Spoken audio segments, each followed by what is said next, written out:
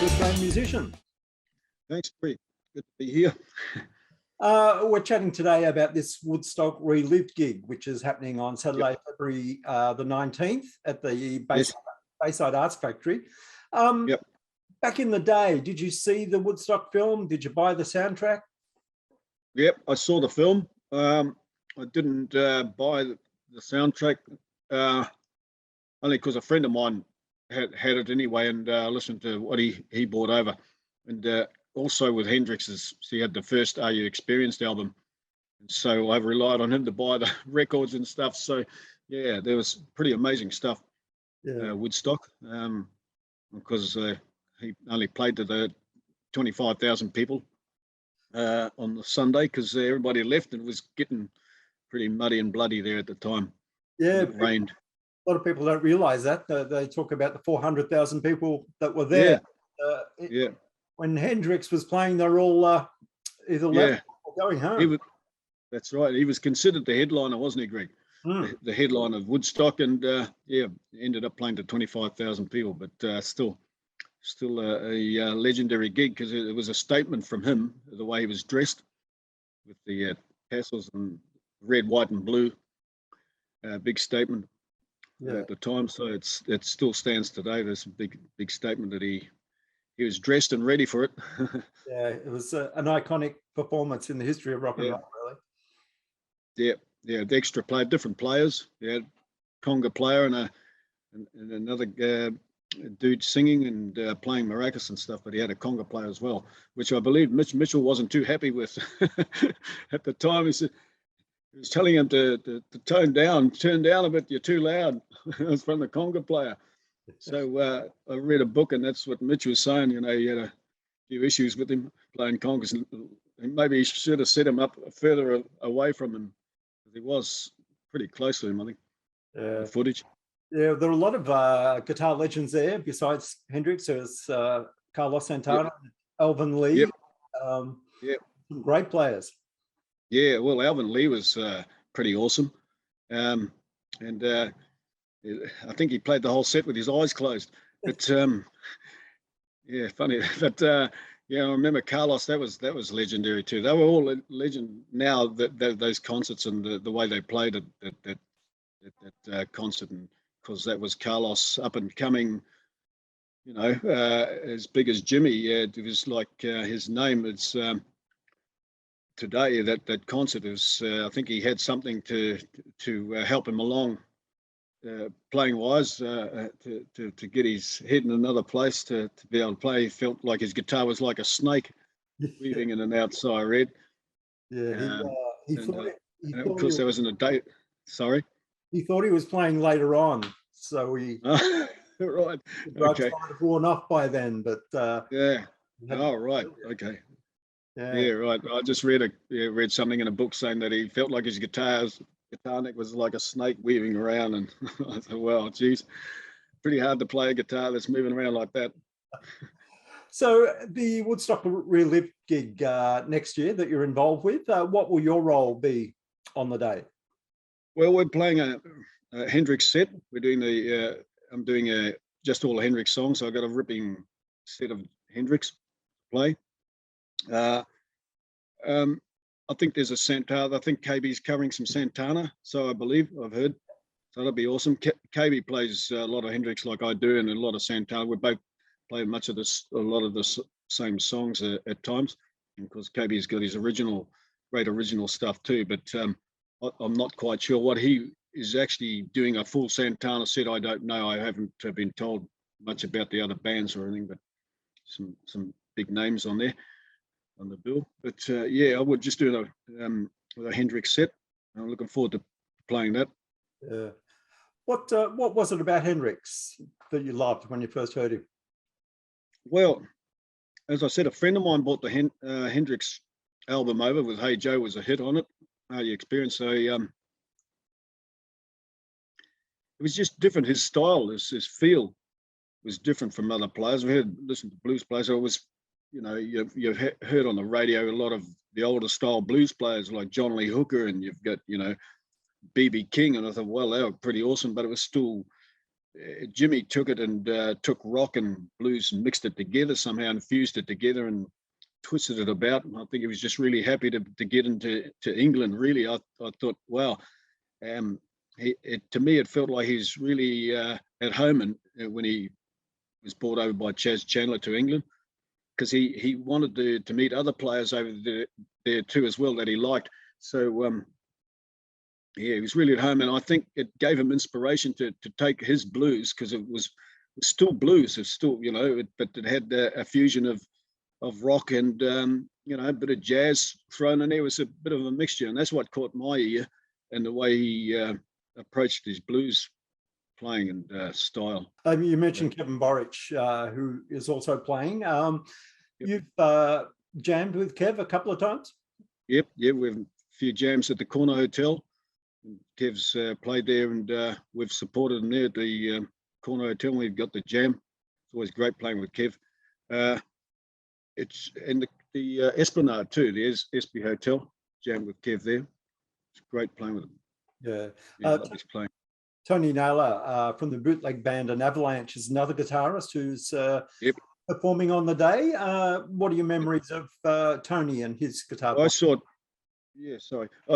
Tony with Avalanche a lot of years ago, and with Barry Cram on drums. You know, it was a great gig. It was really, you know, fine guitarist. The whole band was great, but being a guitarist, I was watching Tony playing, and with his white strap with the blue stripes on it. He's probably still got the lovely strap, that is. And yeah, nice player. But that was Avalanche, and later on I had Barry Cram, the drummer, played with me for a while in a trio. But he was a double kick player, and apparently had everyone was saying he had the strongest legs in rock business, because he's a cyclist as well, but very powerful legs. And to play a drum kit, man, it was like hearing two cannons going off while you're playing. It was something I had to get the guitar over. It was loud, really loud. Also, Woodstock Relived, there are some great vocalists. There's Jimmy Cupples, Wendy Stapleton, Paul Norton, Mick Pealing, a whole bunch. Have you worked with any of those guys before?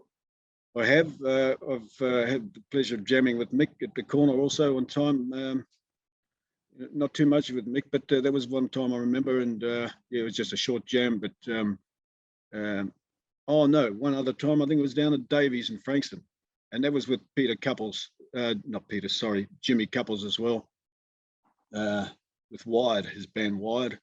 I jammed with them, and it was a lot of fun on the day, because Davies had just come back into having bands again after a little lapse for a while, and I think we had a big jam day for that gig, and I jammed with Jimmy there, which was great fun. So I remember Paul Norton, but I don't think I've jammed or played with Paul. Yeah. Have you decided on a stage rig for this show yet? Well, Marshalls, I don't can't get hold of. I've sold a few Marshalls, and I've still got some, but I don't. I've sort of changed my rig a little, Greg, from what it used to be from the Marshalls behind me and stuff. But I'll try to get hold of a Marshall, usually 2 amps for this gig. Yeah, not the big stacks. So I don't know if there's room for them on the stage anyway there, but I'm going to just use my same, pretty much what I've always been using in the way of my pedal board, which has just been the Tube Screamer and a wah, an overdrive, the Boss overdrive, super drive, and pretty much it is. I think I've got an old de-armored phaser that I've had since the 70s. So it's quite pretty much stick to that. But it sounds pretty good for. You can dial it in to get the Jimmy's tones, because he had a lot of fuzz going on here, but I don't particularly use the fuzz as much now, which I can dial in with what I've got now to give the fuzz tone. Yeah, pretty much basic rig. Yeah. Tell me about your main guitar, where you got it, how long you've had it. Well, I've been using an Eric Clapton Strat signature series since the 80s. It came out in 88, this one. 88, 89, I think it was that year, and I bought it pretty much that year from Chris Vos and Sandringham shop there, Towers Plus, and I've been using that right up to now. But I've got another guitar that I've done Hendrix shows with that I put together myself, and it's a left-handed guitar, and I'll play that right in this way to give it the look, so to speak, and that's got it's got the active pickups in it just to keep the noise down a bit. So that's what I might use, which I think I'll use for this, just for a bit of authenticity, just for the look, for the Jimmy look. It sounds like it's going to be a fun day. Relived. There's a craft beer on offer. There's a range of food trucks. Also, you're playing to a sizable crowd. You've just started back playing to crowds. Have the audiences been extra appreciative? Yeah, they are, Greg, and because a few of them have seen me playing with Denzel on streaming on live on Facebook. But but still cautious. I'd say it's not as there's a few new ones, so to speak, that they're coming out and watching us play. So, but no, they're really enjoying it, and they're feeling good about going out. It definitely shows for the amount they're consuming over the bar. It's just sort of happy again, and good to see live music. It's Will Denzel, your son, be joining you at this Woodstock gig? He's going to be playing drums, and he's full on into getting on with these songs and having a good listen to them. But he's done pretty well too, I've got to say, throughout all this and sticking with me and doing the streaming and that, and understanding, about it all. And it's pretty tough for younger people to grasp a hold of all this, what's going on.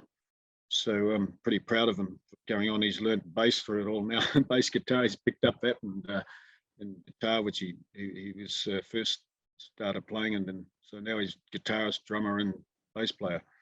So got a whole band in just one man. Besides Woodstock Relived and the regular gigs and the online gigs, any other plans for next year? Yeah, everything's up in the air a bit, Greg, for us right now with moving house and stuff. But I've got plans. I've written a few new songs. Some really near finished and some half finished. But that's what I plan to do, is put another CD together and do that for next year. Original songs, and playing a lot more originals in the sets. Yeah.